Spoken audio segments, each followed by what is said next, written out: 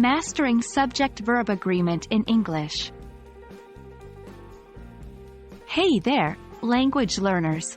Today, we're diving deep into the heart of English grammar to uncover the mysteries of subject-verb agreement.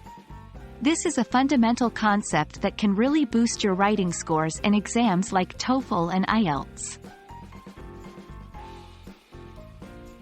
Subject-verb agreement is all about making sure that your subject and verb in a sentence match or agree with each other in terms of number, singular or plural.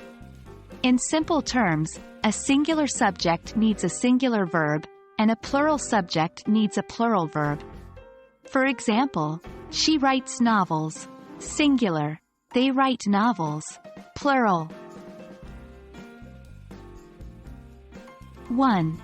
Intervening phrases. Sometimes, phrases can come between the subject and the verb, making it tricky to choose the right form of the verb. Don't be misled by the words in between. Example: the box of candies is on the table. The subject is box, not candies. 2. Indefinite pronouns. Some indefinite pronouns like everyone, someone, anybody, and neither are singular and require singular verbs.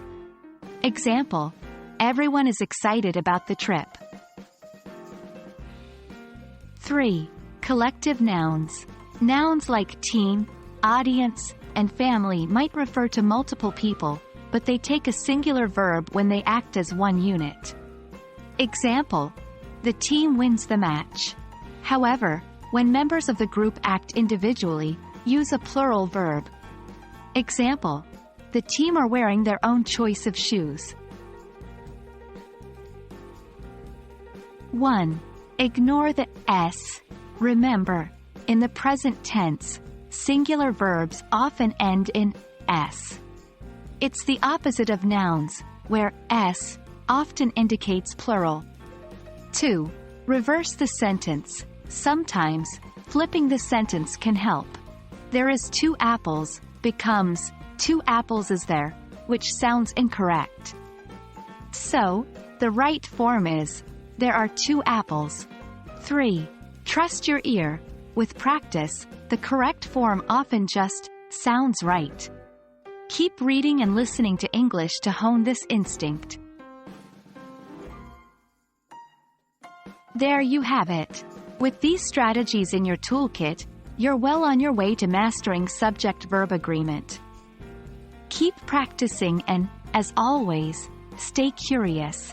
Remember, mastering these finer details can make a huge difference in your TOEFL and IELTS writing scores. Until next time, happy learning!